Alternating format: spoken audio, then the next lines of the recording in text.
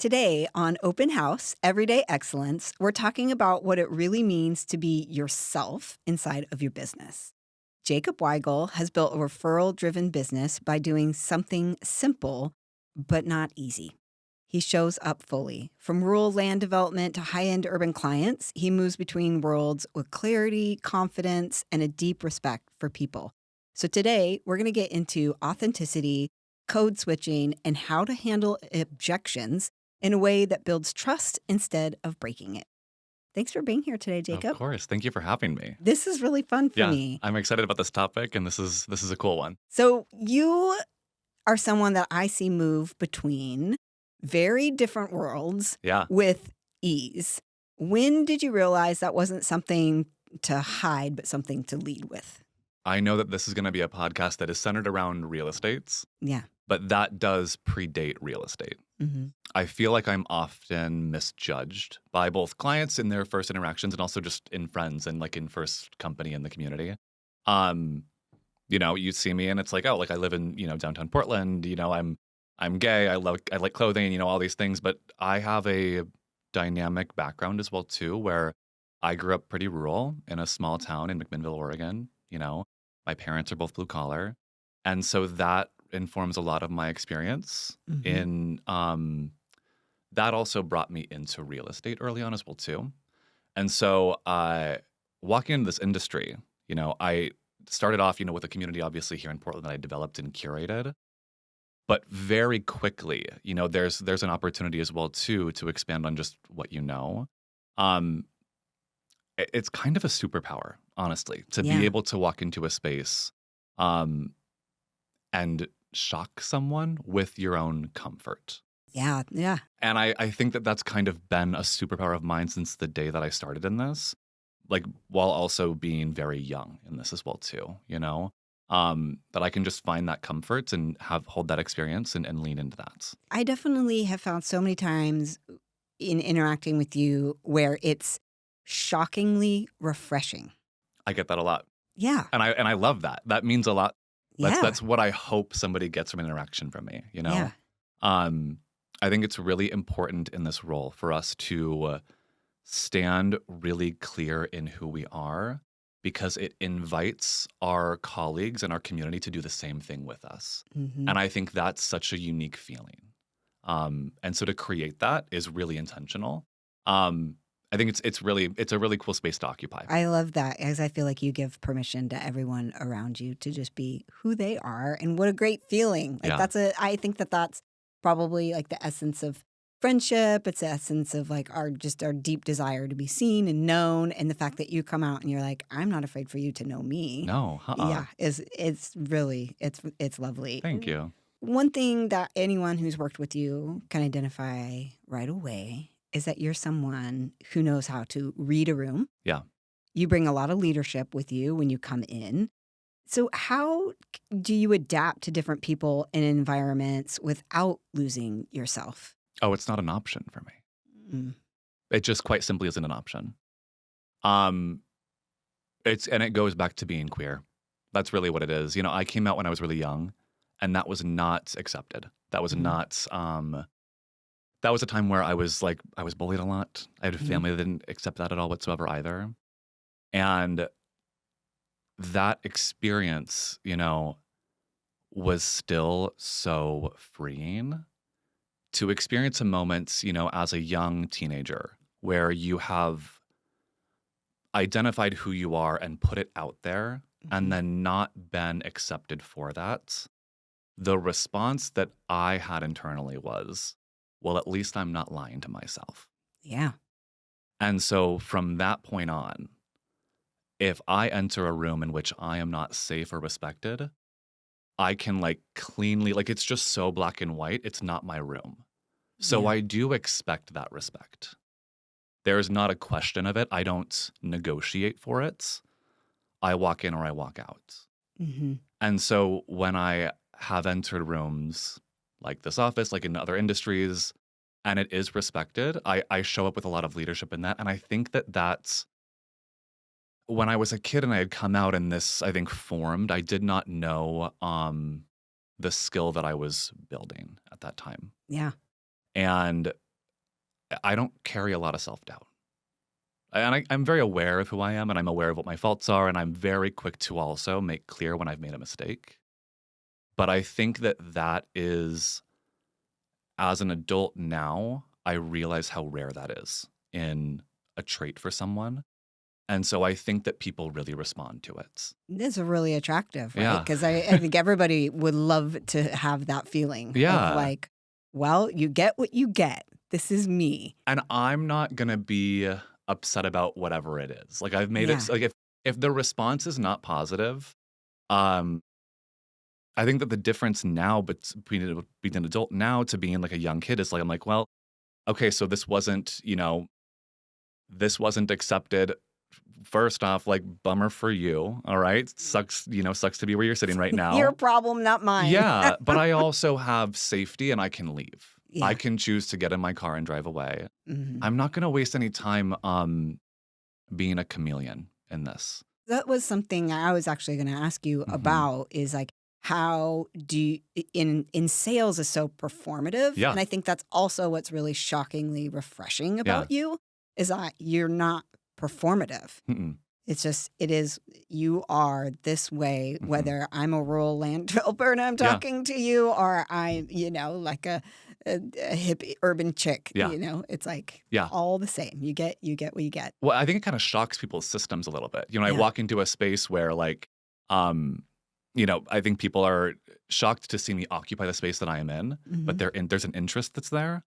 And I've got their attention. Like the door is open. Mhm. It doesn't lead to conversion, but it opens the door very quickly, Yeah. And it's generous. So It that's the other is. thing I want to point out because I think to the listener, they could be like, well, that's great. Someone could take it as you're full of yourself, but that's not who you Mm-mm. are. It's more of this generous, open to the door to others. Yeah. Because that's what I really notice about your leadership is that you're always engaging and in the relationship. Yeah. It's not like, accept me for who I am, take it or leave it. No. It's like it immediately goes straight to, well, I've opened the door to myself and I'm really curious of whether you would like to share yourself. I think I do pretty well in like occupying a space where I want to lead by like pouring in love and support and opportunity, Mm-hmm. but I expect the same to come back to me from you. Yeah. And if that's not going to, that's okay. Mm-hmm. But I'm not going to pour the cup out for you anymore. Yeah. I'm going to step away. And because I think that this has to hold hand in hand with like the just idea of abundance Mm-hmm. that like, if this is not my person, there are more people to find.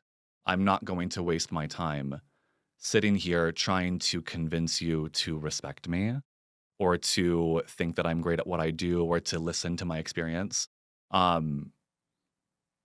Understanding someone's a choice. Yeah. It's not a space that we like step into. It's a choice that we make. So you have the power to choose to understand someone's background, regardless if that's something that you identify with. That's And a really good point. yeah. And so Yeah. that's like, and I work a lot outside of city of Portland, which surprises a lot of people. I work in Canby, I work in Hillsborough, I work in Forest Grove, I work in Vancouver, I work in McMinnville.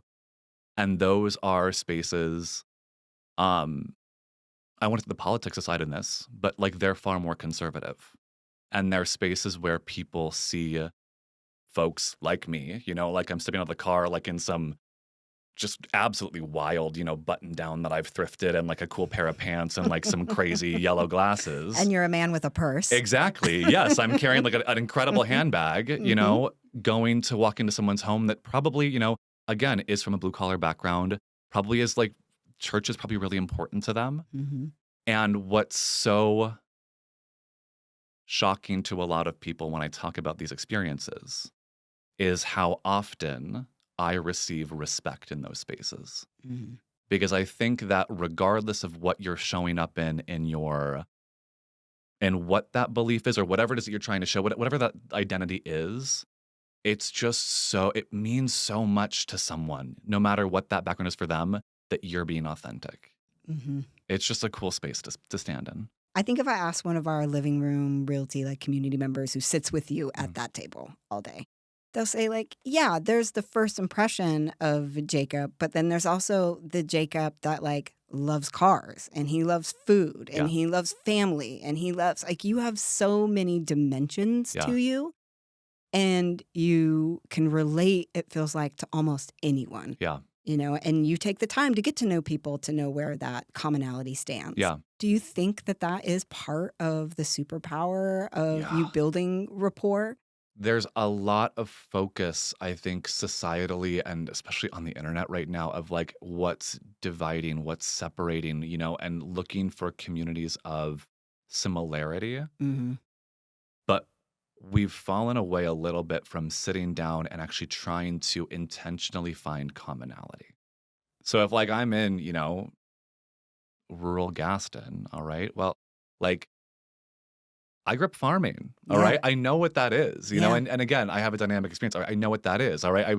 I remember I was up at a listing in Camas years ago, and the guy like opens the garage, and I was like, "You got like a late '90s Dodge Viper in here," and he looks at me and he goes, "How do you know what that is?" And I was like, "Well, the clutch is like driving a tractor. Like that thing is heavy." And he was like, "What are you talking about?" Like he did not expect that from me, and that's like, um, I have a lot of woo in my personality, so I like finding those moments of connection. It Yeah. is really meaningful for me. It doesn't need to be any more than that. Just those little, like even like grocery store conversations is so cool. But yeah, I've really embraced, I think, all the dynamic levels of myself and my experience. I came out a long time ago, so Mhm. like, uh, I think that people when I'm outside of the city, like no one looks like me. No one looks like no one looks like any of us, No one Yeah. looks like me in the city, but, like, it's a bit more of a spectacle when I'm Yeah. in Forest Grove, okay? Yeah.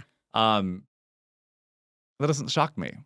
Like, I know why that is. That's Yeah. not a problem, So, And you um know and love enough people to know that no one is all of what they appear to no. be. No, Yeah. and that's, like, the beauty of, working with people all day, Yeah. So, I think, yeah, leaning into those more, I'm gonna say like niche perspectives of our experience. I think Yeah. that for you, I mean, I would imagine in your, in your days of selling, speaking about being in a punk rock band, and, Mhm. and pieces like that, I know that you've said to us here at this brokerage, like, oh, like one of your lines in selling before was like, come by a house, like you're gonna get evicted for playing the drums in your basement. Yeah. There's Or no noise growing weed. complaints. Exactly, like, and that might be in your personality. And so you Yeah. can step in and connect on that. And now um you just build trust there, Yeah. So it's cool. I think that at the end of the day, like you owe it to your clients to like be the most you version of you. And it's what I wrote down like before I walked in here was, um, you know, we're asked often, or I think it's spoken about often within, the broker community, that we often act like chameleons. We've heard that word a lot. Mhm. Like we're all chameleons, we kind of Yeah. blend in over here, blend over here. No, like Yeah. what you're building is a business, or not even a business, just a book. All right. Your book is your people. It's the people that you're calling and marketing to and creating value for, that is disjointed, that you have to compartmentalize when you interact with it. You're building a book that is going to burn you out. Mm. Like, I got a call this morning from a referral, and the referring source is a kooky family that I just adore. I've worked with Yeah. both their kids. They're so much fun, all right? And I call them back, and the referral, her phone is taken by the dad. And he goes, Jacob, I needed to hear from you. I got this hat, I got these things. And we just yapped on this conversation. And then he hands the phone to somebody else. And now we're talking about a transaction. But like the way that that conversation just fills you up for 25 minutes Yeah. versus going, ooh, okay, like I'm going to call Cindy, who like I go to this group for, but I don't actually like it. And I have to like be this performance self. You're building a book that burns you out. Yeah. Like It's a really good point. after years 5 to 7, the excitement of real estate wears off a little bit, Mhm. and it gets harder to be excited about the transaction. You're excited about the people. Yeah. And so just like a friend that would drain you when you can't talk about your work life or your partnership or your religious identity, whatever that is, Yeah. Yeah. don't walk up and connect with clients to which you can't be yourself either. Like, it's just gonna burn you out faster. It's gonna make you not wanna do this anymore. So if you wanna do this in a way that, you know, works, you've asked the question before, what would it look like if you liked it? Yeah. That's my version of liking it. Hmm. If I don't like you, I don't wanna do it. And we want to build a career, right? Like this, Yeah, we want this to be yeah. sustainable. I think so many agents are always, I'll be like, why are you building our own website, Mhm. or taking this, I'm creating this whole brand name. Well, I want to be able to like sell this and get out. And it's like, if you are always building your business to get out, can I just invite you to start building a business that Yeah, you want to be in? yeah. And you can't, like, connect on that deep level with all of your clients. That's just not gonna happen. That's Yeah. that's not an expectation that I have, but you will have those folks. You can bring yourself, yes. Um, and so I always sit with, like, do I feel safe? Do I feel good? And if I feel that calmness in me, I'm like, Hmm. great, this is a great client relationship. This is Hmm. like in just being around them. But when you have that person that you are, connected to and you're in their life and you know what's going on and they call you and they're like, hey, Jacob, I need help. And that's what you're charging for a service for Hmm. because you know that you can perform and you can help them. That is a really cool role to embody Hmm. and integrate into your life. I And they think know you, they can trust you because exactly. you've been who you are the whole time. Yes. Yeah. Yeah. So, The simplest stuff is sometimes the hardest. yeah, I do. I think that what's hard about this industry oftentimes is what's going on in yourself. That's Hmm. often where this industry gets really difficult. Hmm. And so if this is something that you can I think this is something that you can absolutely, no matter where you're at in your life or your career, you can step into, Hmm. really step into being who you are. And then all of it starts to make sense. All of it gets easier because you're working in community. I was actually thinking this morning as I was prepping for our interview is uh, y- you're incredibly intelligent and you solve the most complex real estate Yeah. challenges. And I thought I wanted to ask you, is that a blessing or a curse? It's a little bit of both. It's a little Yeah. bit of both. All right. Like, I've got some feathers in my hat now at this point. Yeah. There are some that I'm like, wow, this was a doozy, this was a Hmm. weird one. Hmm. I don't want to like, get upset about a referring source, but sometimes I'm like, can I just get a normal, like retail-y, like little simple residential house here for a second? Yeah.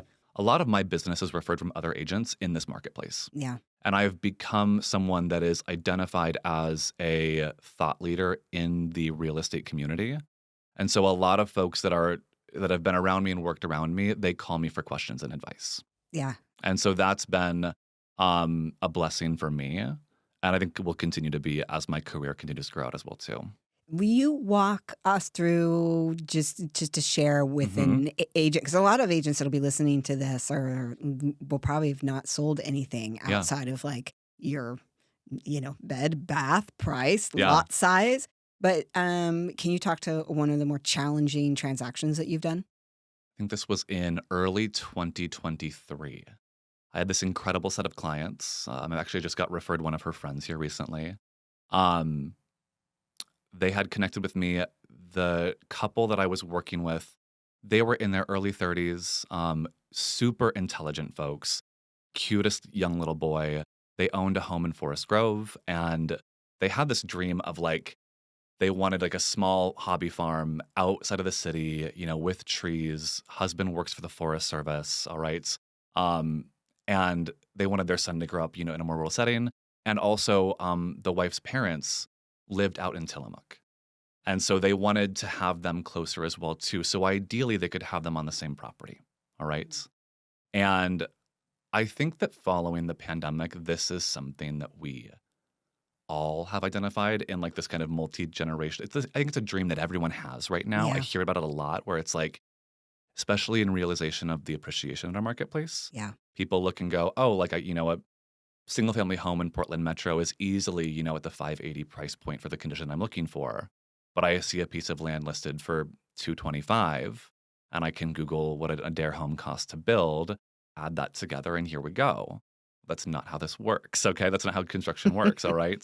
And so, it was a space with these clients where they were looking at a property and going, if we can make this work, it's great. But we both have homes that we love, but we'd love to be, again, closer in proximity, ideally on the same space.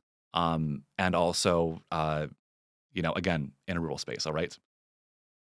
So we are showing some parcels of land, mostly with homes on it, all right? Because first thing you need to know is if you're looking at a parcel of land, all right, you can't just build 2 homes on it, all right? So you get 1 tax lot, you can build 1 structure, all right? That's usually how this operates. Yeah. You can't just go and build 3 or 4 or 5 homes on this and build a compound with 1 tax lot, okay? Which so many people think. They all do. Yeah. They all do, all Yeah. right? Yeah. And you also can't build on a lot of, specifically zoned properties either. You've got to have residential zoning. That's very specific to municipalities and counties, all right? And my client's father had been in an accident in the late 90s. And so he walked with crutches and had a disability as well too, which in this case was really helpful for us. So early on in the process, I said, hey, you're looking for 2 dwellings. For sanity, you've noted that you don't want all 5 of you under one roof. Young married couple, young kid, parents, that we got to have separate structures, okay? Yeah. And folks often don't think about hardship structures as an option for them. Mhm. It's a great avenue if you're looking to house a parent specifically. The permitting costs are so much lower than what an ADU is going to cost. And you can oftentimes use a twice-moved manufactured home in order to get that permit. And the way that the county is going to see that in the space of if the hardship dwelling is no longer needed, if that parent were to pass, is that it's additional square footage to the main property. So it's Interesting. far cheaper, and I think a great prefab option for a lot of folks than going and building an ADU, going through the permitting of that. And you can also connect that to the home's water and septic. Wow. So the Interesting. Yeah. utilities are way cheaper, all Yeah. right? So, we're searching for a couple of months. We find a parcel that actually works great for them. All right, it's perfect. And this is where this gets hairy, all right? In order to finance this, all 4 parties have to be on the transaction, all right? So I got a bumpable offer accepted with not 1, but 2 listing contingencies. Having to sell both a home in Forest Grove and in Tillamook. The folks out in Tillamook ended up hiring their own agent who was a good friend of theirs, which I fully respected. Absolutely no issue. I listed the kids' home in Forest Grove. I got 7 offers in 3 days. The home in Tillamook sits on the market for about 35 days as this agent let the seller pick their own price and write their own description. I have the kids' home set with a contingency that we will not close until they are able to move forward on their contingent property that they're moving to, okay? Because the problem in all of this is that I don't want the kids' home to sell, the parents' home to not sell, and our bumpable offer to fall apart. Yeah. It's a lot of dominoes. It was a lot of dominoes, Yeah. all right? This was Yeah. like 3.5 months of negotiating, like in this Yeah. transaction. Yeah. And it ended up getting to a space where the parents had to fire their representation. Mm-hmm.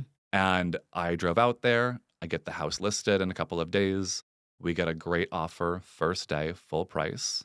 And I want to give it some time and shop it to see if I can get them some more items going. And of course, also, you can imagine, as someone who's also sold, for quite a bit of time, that the communication with this co-op agent had to be stellar this Yeah. entire time, okay? Yeah. I give her a call, just getting her an update of, hey, I'm at the parents' open house, Yeah. hosting it in Yeah. Tillamook, okay? Hey, I've got a full price offer. We love it. I'm just giving it, another 24 hours to see what comes in. And she goes, dude, I was about to call you with some bummer news.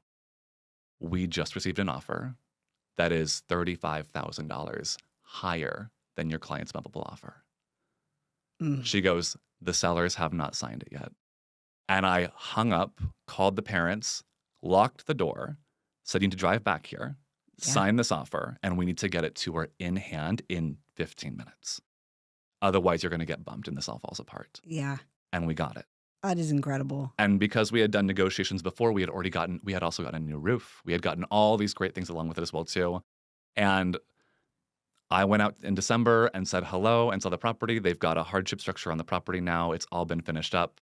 And they've got, a 6-acre farm outside of Gaston with a 2,800 square foot house, a second structure for under $1 million. It's phenomenal. Like, it was a great transaction. But the amount of moving parts in that was, And that was a lot. It's a lot, yeah. And for you to have the expertise Mhm. to bring in the hardship, to understand how to negotiate Yeah. and stay in good communication so that Yeah. they, I mean, you just checking in at that open house Yeah. was that moment that saved an entire transaction. And I know it's all too common in real estate that Yeah. people are like, if something happens, they'll call me. No, you need to always be upfront and be clear. Yeah. Like, you always make the call first, all right? Yeah. Like, Yeah. they're not going to call you, all right? Don't wait for the phone to ring. You must always call them first and communicate. Thank you for sharing Yeah, that. of course. Yeah. I wanted to highlight the Yeah. type of transactions Absolutely. that you have a That was- reputation for us coming to and being like, how do you work this out? Yep. Yeah. When I got the contract over to that agent and she did confirm receipt at that point, Yeah. I remember the dad looked at me and cackled for a second. He goes, I've been working with you for a while. I've not seen you sweat yet until right now. And I looked at him and I said, this could have been a really bad call to your daughter. All right, here, this could have been really bad here in a moment. All right. It also, I just have to interject here for a second. This is one of those moments where a client will say, well, since you're handling both ends of the transaction, can we get Mm-hmm. a reduction, Mhm. or will you take less commission? And you're Absolutely. like, wait, let me think about that. You're telling me your transactions are going to be exponentially more complicated because Yes, you have to do absolutely. this, and I should do it for less. Yeah. Yeah. Mm-hmm. No. Absolutely. Not Yeah. going to happen. Yeah. No. No. How do you feel like you move through your work, through the world in a way that builds trust instead of defensiveness? Because when Yeah. people make judgments, oftentimes they're already thinking how they think you're going to respond or Yeah. what your position is. And Yeah. when you come out with, oh, I grew up in a mega church and I totally get it. Or, Exactly. or Right? whatever Yes. it is. Yeah. But how do you think you move through the world in a way that builds trust instead of defensiveness? I choose to not be defensive. That is a Yeah. choice that I make daily, where Yeah. I can feel that pressure of like, you know, when someone's asking you to defend yourself, you know, when Yeah. you're getting a response from someone that they're trying to, and I think that so many times it's covert. I think that most folks don't even realize that they're doing it. They're trying to get you flustered, but there's a jab being thrown or whatever it is, or the question of commission structure or payment Yeah. or whatever it is. Again, that space of confidence and abundance, you stand in that and just go, my answer is no. Yeah. And keep it simple. And I don't need to get into the weeds and fight about it. Yeah. You know, I Yeah. just don't need to do that. Sometimes people are just actually just looking for an answer. So many times we are so worried about what we're saying. And I don't think that our consumer is listening usually. Yeah. They're going to really remember how you are reacting to them and how that Yeah. made them feel Yeah. more than what you say. Yeah. Now, you need to still be data oriented and logical and clear and concise. But me just smiling and not giving a physical reaction, I think builds so much confidence. All right. Mhm. For agents that feel like they don't fit the mold, Yeah. I know when I got into the business, I remember thinking real estate. I mean, before I got into business, really, it was someone mentioned that I should get into the business. And I was like, that's not for me. Yeah. I was a punk rock kid. And I Yeah. was like, real estate agents drive big cars, have big hair, long nails, and eat donuts. Or Yeah. I mean, I don't know what Which I you're thought. not wrong. Okay. Yeah. That is true as well. Okay. Yes. But I was like, I don't see people that look like Mhm. me. Like, I don't fit the mold. Like, what would you say to those agents who, interested in this industry or they're in the industry, but they're like, I'm not sure Yeah. it's for me. What would you want them to know? If you don't see a lot of people that look like you, then it's a great spot to be. Market Because- advantage. Exactly. Market advantage. And you're also, it's not even, I think that I take it a step back even from the advantage of the marketplace and just go, there are people that want to feel seen. Mhm. You being on a pedestal is going to make them feel seen. They're going to connect with you better, you know? There's a client for everyone. There's an agent for everyone, you know? When you think about that space of abundance of, there are, one of my first coaches, would always say, she's like, you don't need to sell 800 houses. Like, if you sell 23, that's like kind of an incredible year. Mm-hmm. Mm-hmm. That's kind of an incredible year for you. All right. How great would that be? So finding 23 people that are looking for me or looking to feel seen by me and represented by me is that's not hard to find. Mm-hmm. That's actually really simple, it is a market advantage. It's a great ability to build a platform that uh, it not just, works for you financially in a business, but, genuinely just empowers people. Mm-hmm. The way that we show up in this industry, we are educators, we are negotiators, we are getting oftentimes a lot of people off the fence of making a really great investment for themselves that they wouldn't otherwise make. Um, if you know that you are doing this from the space of helping and serving someone, it better be you doing it. Mm-hmm. Because there are also people that are not here for that. And so you better win that appointment. You better get in front of that client. You owe it to them. And when I think about it that way, I just stand in the space of service. And Mm-hmm. that's so much more rewarding and important to the community. What kind of industry leader do you want to be as your influence and experience grows? Yeah. I've been asking myself this question Yeah. actually a lot recently. Because Yeah. I think it's changing. I turned 30 last year. All right. So I got my license at 23 Mm-hmm. and jumped right into this. We've got some huge changes underway. Mm-hmm. We've seen tech jump into this. We've seen some huge national legislation changes. I think that we're going to see a lot of changes to the MLS. Mm-hmm. I'm feeling this push to find a way to really stand in leadership around making sure that the data of what we are selling is able to be marketed by both independent brokerages and agents Mm-hmm. while we have that data primarily being used on platforms like Zillow and Redfin that are not, in my opinion, not friendly to the independent brokerage. And not necessarily in the client's best interest. No. It's And extractive, it's very ex- extractive. it's very extractive, and it Yeah. also it doesn't keep that money in our community. Mm-hmm. When you are working with a firm that is not franchised or not, nationally run and operated, the profit and the community is being aided by that. All of that money stays right there. We're giving money to local charities and 501c3s. All of the money made is staying right here in the community. Yeah. When you're partnering with a program like Zillow, and I'm also not one to like storm about Zillow either. It Yeah. serves a specific purpose. And I think that the quality of agent that is getting connected via Zillow has gotten quite a bit better than what it Mhm. was even 5 years ago. Mm-hmm. But for 50% of that transaction cost going to a corporation that's not based in Portland, That we don't see when we're out doing work with our affinity groups or fair housing yes, organizations, or where are they? yes, They're not. Yeah. that's where I stand and go, this isn't right. Mm-hmm. And this is not how we should be scaling this model. Mm-hmm. It just doesn't sit right with me. And so that is where I see myself going. I'm not sure, though. I think that I would honestly, in the next 5 years, love to take on more of a principal broker role.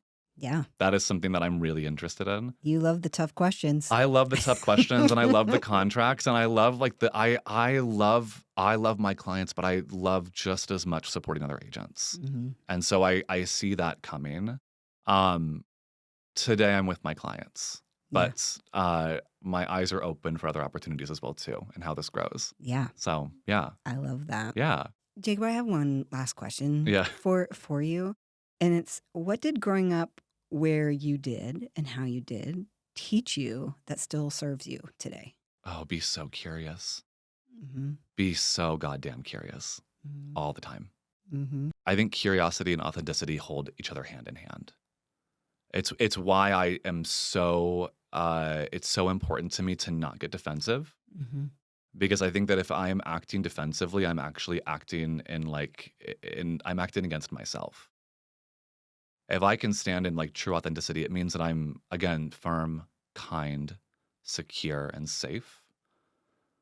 Whether there's just a space where somebody and their identity may threaten someone else's, or maybe they're actually being, hurtful or harmful, I don't need to react to that.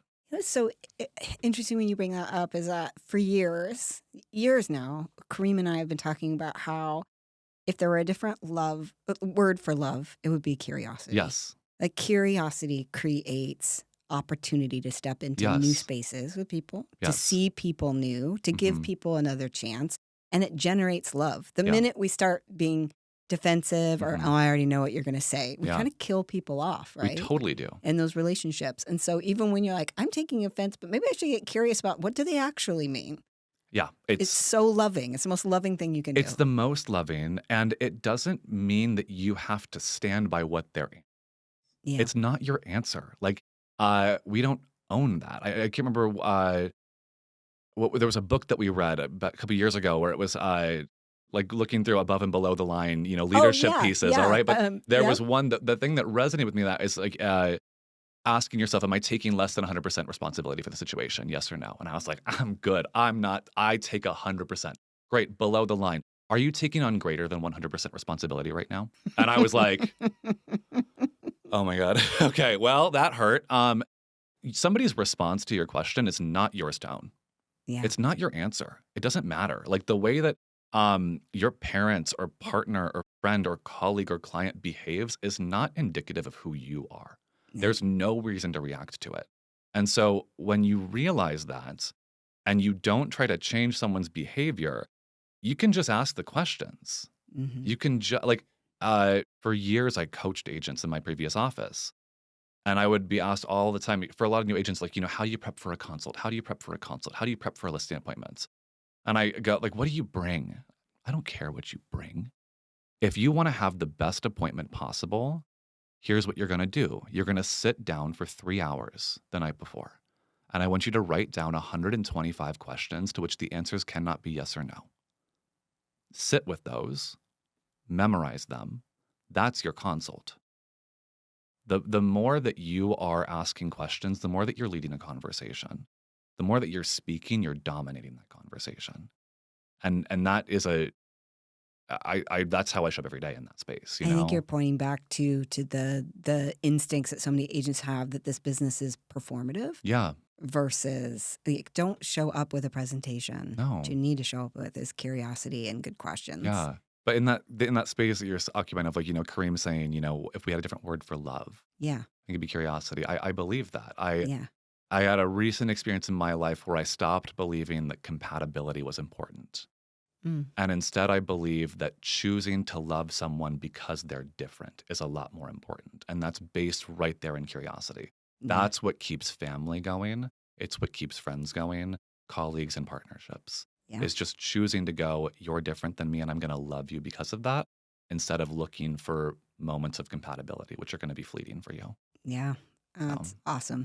And conscious leadership is the book you were speaking to. That is like so powerful. It was such a helpful read. Yeah, that was a good one. Yeah. Yeah, I love that you've integrated it. Yeah, that was really good. That was a really helpful perspective. So, yeah. Well, I so appreciate you being here today. I mean, what stands out about you for me is not just your range, because you, as an agent, I just have all the world of respect for Thank you. but also your steadiness and your loyalty.